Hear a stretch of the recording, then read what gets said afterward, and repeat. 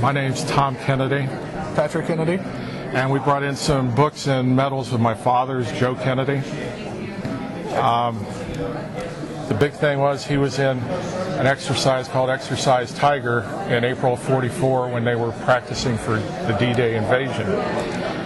And German E-boats got in their convoy, damaged several of the landing ships that they were going to use for D-Day.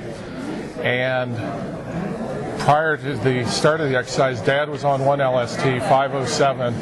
Another member of his unit was on 289. They were both told they were on the wrong LSTs, so they had to switch.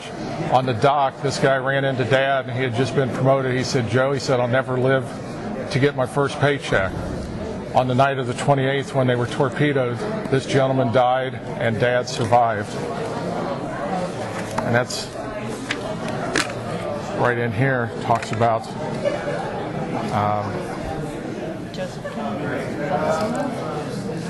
and then here's a picture of the LST that my father was on that he survived with.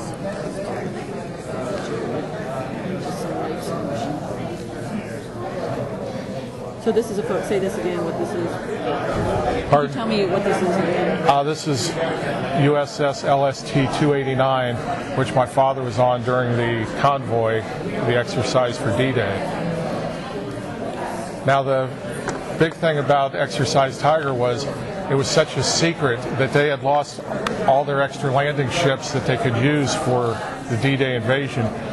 But of the 749 men who died, there were a lot that had the plans for the invasion. So this was all kept hush-hush until probably the 1970s. These guys had all been threatened with court-martial right after it happened. Those that were injured were treated by doctors who were told not to talk to the injured, to treat them as animals. And those that were killed were buried in secret graves. Later, they were removed after the D-Day invasion and buried in Normandy, and their families were notified that they were killed at Normandy. In the late 80s, 84, I think. 84, a gentleman by the name of Ken Small rescued this tank out of the channel right by Slapton Sands where they were to be practicing that night, and has since been turned into a memorial. And currently the U.S. Marine Corps League in London, England is raising money to help restore the land, buy the land. And Patrick was over there in January. He's studying at Oxford, and he went for a work-study group and made his way down to Slapton Sands. What did you think? It was lost in the exercise, and General Eisenhower saw it sink, but it wasn't like part of the E-boat sinkings. When they had done repairs to the engine a couple weeks before, they had left the plate off the bottom of the tank, so as soon as it left the landing craft, it started to fill with water, and they popped out the top hatch and jumped in their little dinghy and got it to shore. Eisenhower made sure they were okay, though. So tell me a little bit about the medals that your father received. All right, Dad was drafted in March of '41, and his contract should have been up in March of '43, 2-year drafting, but they liked him so well they kept him for the run of the war. So he got the American service, the European theater. He has a Silver Star for 5 battle landings, and the Bronze Arrowhead for another landing. His good conduct, World War II victory.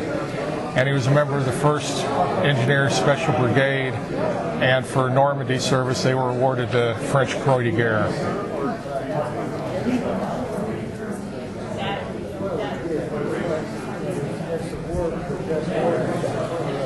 And then this is my father in Paris in April of '44.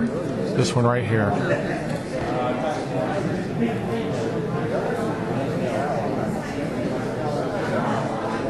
Okay, tell me again his name and what unit he was with. His name was Joe Kennedy. He was with the 478th Amphibious Trucking Company, part of the 1st Engineers Special Brigade. So when you heard your dad tell you stories over the years, was he proud of his time? And what did you think when you were hearing these stories? Dad never told any stories.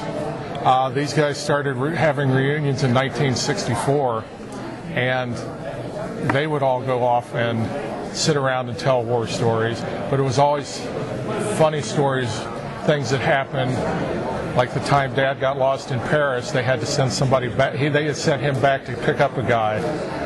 He conveniently got lost, and they had to send somebody 5 days later to pick him up and bring him back.